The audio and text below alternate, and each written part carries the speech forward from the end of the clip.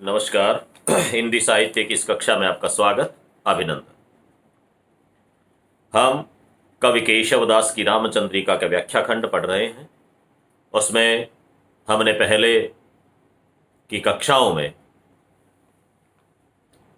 केशव की रामचंद्रिका के बहुत से छंद पढ़े हैं। अब आज हम जिस भाग को पढ़ रहे हैं, पिछली कक्षा में हमने बात की थी कि राम के वन गमन से संबंधित छंद आज हम पढ़े। अपने पति दशरथ से 3 वरदान की बात याद दिलाती है और वरदान लेकर के राम को वनवास और भरत को युवराज का पद देने का आग्रह करती है। उसकी परिणति ये होती है कि राम को वनवास मिलता है। भरत उस समय ननिहाल में होते हैं। इधर राम को वनवास दिया जाता है। राम के साथ में सीता और लक्ष्मण भी वन को जाते हैं। यहाँ से आज हम पढ़ना शुरू करेंगे। जब राम, सीता और लक्ष्मण वन में जा रहे होते हैं, केशव वहाँ से वर्णन करते हैं। तुलसी ने भी वहाँ लिखा, पुरतैनिक श्री रघुवीर वधुधर धीर दिये मग में डगद्वे झलकी भरी भाल महाकर्ण कापट सुख गजे मधुरा धरवे फिर पूछती है चलनो अब केतिक पर्ण गुटी करी हो कितवे तिय की लखिया तुरुता अति ही पिय की यखिया अति चारु चली जलचवे। जब सीता, राम, लक्ष्मण रवाना होते हैं तो तुलसी वहाँ वर्णन करते हैं कि थोड़ी सी दूर पूरतैनिक श्री रघुवीर वधु, थोड़ी सी दूर बाहर निकलती है तो सीता पूछती है कि वो पर्णकुटी कहाँ करोगे, वो जंगल कहाँ आएगा, तुम्हारा जहाँ हम रहेंगे वो जगह कहाँ है। कभी, क्योंकि वो तो राजकुमारी थी, महलों में रही, कभी पैदल चली नहीं, उसे क्या मालूम जंगल में कितनी दूर जाना है, क्या करना है। ऐसी स्थिति में ये साथ में चल रहे हैं। इधर उसी भावभूमि पर रामचंद्रिका में केशव क्या लिखता है वो छंद हमें पढ़ने हैं।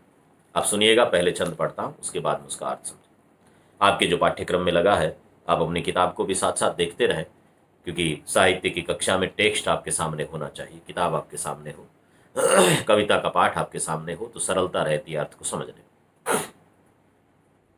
वन में राम, विपिन मार्ग राम विराजहि, सुखद सुंदर सोदर भ्राजहि, विविध श्रीफल सिद्धि मनोफलो, सकल साधन सिद्धि ले चलो। विपिन मार्ग राम विराज, विपिन के मार्ग में राम शोभायमान, विराजना मन शोभायमान होना, विराजना मन बैठना नहीं। विपिन मार्ग राम विराज है, विपिन के मार्ग में, जंगल के मार्ग में, वन के मार्ग में राम शोभायमान हो रहे हैं। सुखद सुंदरी सोदर भ्रात है, साथ में सुखद सुंदरी सीता है। सोदर मन सहोदर, भाई है। विपिन विविध श्रीफल सिद्धि मनोफलो, ऐसा लगता है कि विविध विविध प्रकार की सिद्धियां फलीभूत हुई हैं। सकल साधन सिद्धि ही ले चलो, और सारे साधन सिद्धियों को लेकर के राम चल रहे हैं, इतने शोभायमान हो रहे हैं। अब देखिए किस तरह का भाव है राम के प्रति। लोकमानस की धारणा देखिए कि वो राम जंगल में जा रहे हैं, जिनका राजपाट छीन लिया गया है, जिनको युवराज बनना था और वो जंगल के राज की ओर चल दिए हैं, जंगल में भटकने के लिए चल गए हैं। ऐसे में उदास होने चाहिए, अवसादग्रस्त होने चाहिए, दुखी होने चाहिए, लेकिन राम, सीता और लक्ष्मण ऐसे लगते हैं जैसे सारी सिद्धियां उन्हीं के साथ चल रही हो, ऐसे सुशोभित हो रहे हैं। ये दृष्टि का फर्क है। ये लोकमानस के, लोक के चित्त में बैठे हुए राम के मन है, मानस में जो राम बैठे हैं, उनकी उदारता का, उनकी महिमा का प्रभाव है कि लोगों को राम इस तरह से नजर आते हैं। आगे देखिए, केशव लिखते हैं, रूप ही देखत मोहे ईश। राम का रूप कैसा है? जिसको देख करके ईश्वर स्वयं, परमात्मा, परमेश्वर मोहित हो जाते हैं। रूप ही देखत मोहे ईश, कहो नर को है। फिर आदमी, ये आदमी कौन है? इसको देख करके ईश्वर भी मोहित हो जाए। राम को देखते हैं क्योंकि मानव रूप में राम है, नरदेही में राम है, उनको देख करके स्वयं जगदीश्वर भी मोहित हो जाते हैं। संभ्रत चित अरुझे, संभ्रम में आकर के उनका चित्त उलझ जाता है आकर के उस राम के रूप पर। राम ही यो सब बूझे, और राम से ये सब पूछते हैं कि आप कौन हो। और राम ये जानते हैं सब कुछ कि वो किस काम के लिए आए हैं और वो ही काम करते हैं। नगर से निकलते हैं तो गांव गांव में से पार होते हैं तो ग्रामीण औरतें, उनकी आदत होती है कि पूछें भाई कौन हो, किस गांव से आए हो। एक महिला, दो पुरुष, राजघराने के, उनके वेश से, उनके शरीर के अंगों से, उनकी चाल ढाल से ये तो पता लग ही जाता है कि रोज वन में घूमने वाले सन्यासी, साधु या वन भ्रमण करने वाले आदिवासी जातियों के लोग नहीं हैं। राजकुमार होंगे, कोई देवलोक से आए हुए लोग होंगे। ऐसा गांव के लोग जान पाते हैं, तब उनसे पूछते हैं कि आप कौन हैं। पूछती ग्राम वधु से ये सो सखी सावर्य से, यह रावर्य को है। तुलसी जहाँ वर्णन करते हैं वैसा ही रामचरितमानस में जहाँ वर्णन है वैसा रामचंद्रिका में केशव करते हैं। केशव के यहाँ पर ग्राम वधुएं पूछती हैं, गांव की औरतें पूछती हैं, गांव के लोग पूछते हैं, कौन हो कित ते चले, कित जात हो के ही काम जो। गांव के लोगों की आदत होती है, शहरी लोग नहीं पूछते हैं, लेकिन गांव में लोग पूछते हैं भाई कहाँ से आए हो, कहाँ जाओगे। सारी जानकारी ले लेते हैं। गांव के लोगों में सहजता है, घुलनशीलता है, एक दूसरे के साथ में ये जुड़ने का भाव है, इसलिए वो पूछ लेते हैं। कौन हो कित ते चले, कित जात हो के ही कामजू। कौन की दुहिता बहू, कही कौन की यह बामजू। एक गांव रहो कि साजन मित्र बंधु बखानिए। देश के परदेश के कि दो पंथ ही पहचानिए। एक साथ कई सारे प्रश्न कर लेते, पूछते हैं कौन हो, अरे भाई आप कौन हो। कित ते चले, कहाँ से आए हो। कित जात, कहाँ जाओगे। के ही कामजू, और किस काम से। आप तो लगते ही नहीं जंगल में रहने वाले से, इसलिए किस काम के लिए जा रहे हो, कहाँ से आए हो। कौन की दुहिता बहू, ये किसकी बेटी है, किसकी बहू है। साथ में सीता है ना, उसका प्रश्न परिचय करते हैं। कहीं कौन की यह वामजू, और आप दोनों में से किसकी पत्नी है ये, किसकी बेटी है, किसकी बहू। देखिए बहू में और पत्नी में फर्क हो गया। बहू कहते हैं ससुर की बहू, यानी कि बेटे की पत्नी को बहू कहा जाता है। तो किसकी दुहिता, किसकी बेटी, किसकी पुत्र वधु और किसकी पत्नी है, जानकारी दीजिए। एक गांव रहो, कौन से गांव में रहते हो, एक गांव में रहते हो। साजन मित्र बंधु बखानी है, अपने सज्जनों का, मित्रों का, बंधुओं का, उनका जिक्र करिए, उनकी जानकारी दीजिए। कौन हो, कहाँ रहते हो, कौन कौन आपके मिलने वाले लोग हैं, जानकारी चाहिए। एक अकेली औरत को लेकर के दो पुरुष कैसे निकले हो, कौन हो, सही हो कि फर्जी हो, क्या है, जानकारी लेना चाहते हैं गांव के लोग। देश के परदेश के कि दो पंथ ही पहचानिए। आप देश के हो कि प्रदेश से आए हो, ये रास्ता तो पहचानते हो कि जंगल की तरफ जा रहे हो, भयंकर जंगल है आगे। पंथ ही पहचानिए, आप रास्ता पहचान रहे हो, इस रास्ते में रहने वाले, प्रदेश से आए हो कि देशी हो, ये जानकारी तो दो। तो वो जानकारी पूछते हैं गांव के लोग। केशव बड़े आनंद के साथ में गांव के लोगों से राम, सीता, लक्ष्मण का संवाद कराते हैं। अब गांव के जो औरतें हैं, गांव की औरतें सीता के सौंदर्य पर मुग्ध होती हैं, राम लक्ष्मण को देखती हैं। रामचरितमानस में तो पूछती हैं कि भाई ये गौरवर्ण वाला कौन, सांवले रंग वाला कौन। और जब वो सखियां पूछती हैं तो हंसे ही प्रभु जान की और हा है। तुलसी माँ लिखते हैं कि जब ग्राम की वधुएं, ग्राम की औरतें पूछती हैं सीता की तरफ, तो राम उन औरतों को भी देखते हैं, लेकिन सीता की तरफ देख करके हंसते हैं। ये मर्यादा है व्यक्ति की कि पर स्त्री की तरफ देख के मुस्कुराना, हंसना मना है, इसलिए सीता की तरफ देख करके मुस्कुराते हैं।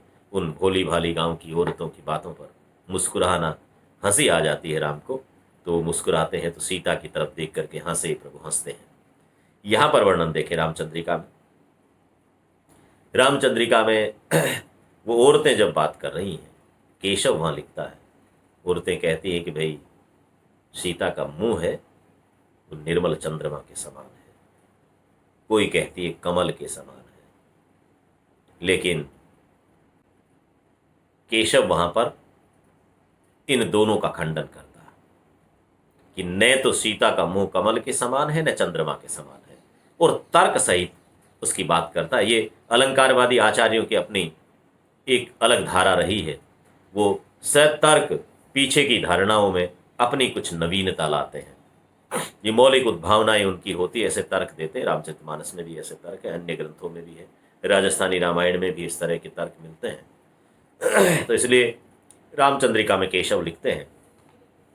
अगला छंद सुनिए, फिर उसकी व्याख्या देखें। एक कहे यमल कमल मुख सीता जू को, और एक कहे चंद्र सम आनंद को कंदरी। होय जो कमल जो नयन में न सकुचेरी, चंद जो तो वासरन होत दूती मंदरी। वास करी कमल रजनी में ही चंद्रमुख, वासर हु रजनी विराजे जग बंदरी। और देखे मुख भावे यन देखे ही कमल चंद, ताते मुखे कमले न चंदरी। ताते मुख मुखे कमले न चंदरी।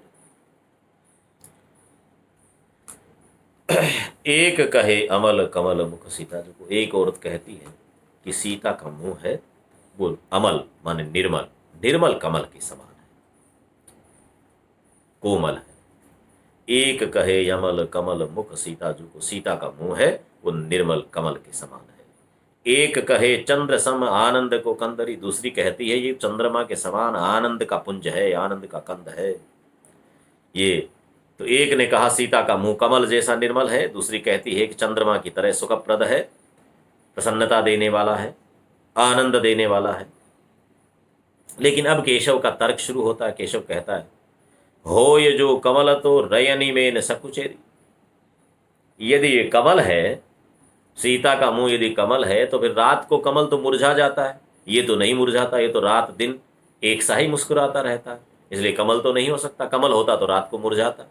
और चंद जो तो वासरन होत द्युति मंदरी, और यदि चंद्रमा होता तो रात के समय इसकी द्युति दिन के समय द्युतिमंद हो जाती। चंद जो तो वासर, वासर कहते हैं दिन को, चंद्रमा होता तो दिन के समय में उसकी द्युतिमंद हो जाती, उसकी कांति, उसकी जो रश्मियां हैं, प्रकाश किरणें हैं, वो मंद हो जाती। लेकिन सीता के मुंह की जो लालिमा है, जो कांति है, वो तो कभी मंद नहीं होती, इसलिए वो चंद्रमा भी नहीं हो सकता। तर्क ठीक ही है कि कमल होता तो रात को मुरझाता, चंद्रमा होता तो दिन के समय में अस्त हो जाता, छुप जाता, लुप्त हो जाता, कांतिहीन हो जाता। लेकिन वैसा सीता के मुंह के साथ में नहीं होता है। वासर ही कमल वासर ही कमल रजनी में ही चंद्रमुख। फिर कहती है कि ये दिन के समय में तो कमल जैसा और रात के समय में चंद्रमा जैसा। वासर हु रजनी विराजे जग बंदरी, और दिन रात संसार में वंदनीय होकर के ये विराजती हैं, ऐसी सीता का चेहरा है। देखे मुख भावे यन देखे ही कमल चंद्र। इनको देख करके बिना देखे ही कमल और चांद से प्रेम हो जाता है, भाना शुरू हो जाता है, मोह लग जाता है कि सीता का मुंह की तुलना जब चांद से और कमल से की है, तो जिसने चांद और कमल को नहीं देखा है उनको भी चंद्रमा और कमल से प्यार हो जाता है। देखे मुख भावे अन देखे ही कमल चंद, बिना देखे कमल चंद से भी प्यार हो जाता है। ताते मुख मुखे कमले न चंदरी। इसलिए ये जो मुख है ये तो मुख ही है, न कमल है न चंद्रमा है। सीता का मुख तो सीता का ही मुख है, इसको न कमल कहा जा सकता न चंद्रमा कहा जा सकता, क्योंकि दिन में तो कमल जैसा, रात में चंद्रमा जैसा, इसलिए इसको न कमल कहा जा सकता न चंद्रमा कहा जा सकता, इसको तो सीता का मुंह ही कहा जा सकता है। ये केशव अपने अलंकारवादी छटा के हिसाब से लिखते हैं। और गांव की औरतें इस तरह से वार्तालाप करती हैं, वन के मार्ग में राम विचरण कर रहे हैं। इसका हम अध्याय पढ़ रहे हैं, इसकी व्याख्या खंड पढ़ रहे हैं। आगे चल करके राम जब वन में आगे जाते हैं, जंगल में जाकर के अपना आवास बनाते हैं, ऋषियों के पास में जाकर के जगह पूछते हैं, किसी को आपत्ति नहीं हो, किसी को परेशानी नहीं हो, वहाँ पर जब बनाए वहाँ अपनी पंचवटी बनाते हैं, पंचकुटी बनाते हैं, पर्णकुटी में रहते हैं और कई सारे राक्षसों का संहार करते हैं। इधर दशरथ अपने बेटे राम को वन में जाते हुए देखते हैं तो बीमार हो जाते हैं और देवलोक गमन कर जाते हैं। अंतिम सांसें गिनते हुए दशरथ जिस दिन उनका प्राण पखेरु उड़ते हैं, भरत को समाचार करवाया जाता है। वो तो ननिहाल में थे, वो ननिहाल से आते हैं। चूंकि कैकेयी अब महारानी हो गई, राम को वनवास दिया गया, लक्ष्मण उनके साथ चले गए, शत्रुघ्न छोटे हैं, तो भरत अब राजा बनने वाले हैं। तो दशरथ के देहावसान का समाचार भरत के पास में नहीं है। भरत को ननिहाल से बुलाया जाता है लेकिन ये कहा नहीं जाता। भरत को सीधा कैकेयी के पास में, अपने महल में कैकेयी बुला लेती है मंथरा के कहने से कि मैं समझा दूंगी उसको कि भाई ये मैंने किया है तुम्हारे राजपाट के लिए, और तुम निष्कंटक राज करो। अब राम 14 साल जंगल में भटक भटका के कहीं मर जाएगा, आएगा नहीं, और तुम आराम से राज करो। भरत को अपने महल में बुला लेती। अगला जो छंद आपके पाठ्यक्रम में लगता है वो भरत केकई के संवाद का है। भरत आते हैं और जब भरत देखते हैं कि राजा कहाँ है, दशरथ नहीं दिखाई देते हैं, क्योंकि दशरथ तो खत्म हो चुके हैं, मर चुके हैं। दशरथ के दाह संस्कार की तैयारियां होनी है भरत के आते ही, लेकिन भरत सीधे राजमहल में अपनी माता के पास में कौशल्या केकई के पास में चले जाते हैं। तो केकई और उसका संवाद होता है। इस शब्द को सुनिए पहले, फिर अर्थ देखें। भरत पूछते हैं, इसमें भरत और केकई दोनों, ये केशव की कला है कि एक एक पंक्ति में कभी एक बार, कभी 2 बार, कभी 3 बार दोनों पात्रों को बुलवा देते हैं, और छंद में कभी अवरोध नहीं आने देते। ये केशव के शिल्प सौष्ठव का बहुत समृद्ध पक्ष है। छंद सुने कि मातु कहाँ नृप तात गये, सुर लो कहीं क्यों सुत शोक लगे। सुत कौन सु राम कहाँ है अबे, वन लक्ष्मण सीय समेत गए। मन काज कहा कही केवल मोसुक, तो को कहाँ सुख या में भये। तुमको प्रभुता धिक तो को, कहा अपराध बिना सिगरे ही है। भरत और केकई का संवाद होता है। चंद की गति में कहीं अवरोध नहीं है, लेकिन अभी अर्थ समझना है तो एक एक को टुकड़ों में समझना होगा। मातु कहाँ नृप, भरत ने पूछा, हे माता राजा कहाँ है। मातु कहाँ नृप, हे माँ मेरे पिता दशरथ अयोध्या के राजा कहाँ हैं। तात गए सुरलोक है, हे पुत्र वे तो सुरलोक सिधा गए, देहावसान हो गया, मृत्यु को प्राप्त हो गए। क्यों, ऐसा क्या हुआ, किस कारण से। सुत शोक लगे, बेटे के शोक के कारण ऐसा। 2 बार भरत केकई इनका संवाद चल रहा है। हे माता राजा कहाँ है, कि वो तो सुरलोक चले गए। फिर भरत पूछते हैं क्यों, तो वो कहती है बेटे के शोक के कारण। सुत को न सु, किस बेटे के शोक के कारण। भरत को तो पता ही नहीं राम को वनवास दे दिया, सूचना ही नहीं उसको, इसलिए वो पूछते हैं कि किस बेटे के शोक के कारण। राम के शोक के कारण। भरत पूछते हैं कहाँ है अबे, राम कहाँ है, उनका शोक कैसे लगा, राम कहाँ चले गए, जो पिता को उनका शोक लगा और वो देवलोक गमन कर गए। वन लक्षण सीय समेत गए, केकई कहती है वो तो लक्ष्मण और सीता के साथ में वन को चले गए, इसलिए राजा को शोक लगा और राजा खत्म हो गए। तो पहली 2 पंक्तियां समझ में आ गई होगी। भरत पूछते हैं हे माता राजा कहाँ है, वो कहते हैं कि वो देवलोक चले गए, सुरलोक चले गए, खत्म हो गए। भरत पूछते हैं क्यों, तो कहते हैं बेटे के शोक के कारण। भरत फिर पूछते हैं कि कौन सा बेटा, किस बेटे के शोक के कारण। केकई कहती है राम के कारण। भरत फिर पूछते हैं कि राम कहाँ चले गए जो उनको राजा को शोक हो गया, तो वो केकई कहती है कि वन को, लक्ष्मण और सीता के साथ में वो तो जंगल में वन में चले। आगे फिर सुनिए, वन काज कहा, किस काम से, जंगल को क्यों चले गए, वन को क्यों चले गए राम। केवल मो सुख, मेरे सुख के कारण। केकई कहते मेरे सुख के कारण, मेरे सुख के लिए, केवल मेरे सुख के लिए वो जंगल को चले गए। तो को कहाँ सुख या में भय। केकई कहते तुम्हें इसमें क्या सुख हुआ, राम वन में चले गए, इससे दशरथ खत्म हो गए, तुम्हें राम के वन में जाने से क्या सुख होगा, तुझे कैसे सुख मिलेगा। केकई कहते तुमको प्रभुता, हे बेटा, हे पुत्र, एक माँ की प्रसन्नता तो उसके बेटे को सर्वशक्तिशाली बनाने में, बेटे का विकास करने में, उसकी समृद्धि में सहायक होने में है, बेटे को बढ़ता हुआ देखना चाहती है। इसलिए मैं चाहती हूँ तू अयोध्या का राजा बने, तेरी प्रभुता बढ़े, इसी में तो मेरा सुख है। इसलिए मेरा सुख राम के वन में जाने में इस कारण से है कि राम के वन जाने से ही तो तेरे राजा बनने का रास्ता खुला है। इसलिए तो को, तुमको प्रभुता, तुम्हें ये प्रभु सत्ता मिल जाएगी, अयोध्या का राज, निष्कंटक राज तुम्हें मिल जाएगा, इसलिए मुझे सुख होगा। धिक तो को, भरत कहता है धिक है, धिक्कार है तुझे हे माँ, हे केकई, धिक्कार है तुझे कि तू मुझे राज दे करके, मुझे प्रभु सत्ता सौंप करके, इस काम के लिए, सपने को पूरा करने के लिए तुमने राम को वनवास दे दिया और पिता को अकाल मृत्यु में मरने को छोड़ दिया। उस शोक के कारण, उस सदमे के कारण मेरे पिताश्री मर गए, खत्म हो गए, धिक्कार है तुझे। धिक तो को, कहा अपराध बिना सिगरे है। और भरत ने कहा कि बिना अपराध के तुमने इन सब लोगों की हत्या कर दी।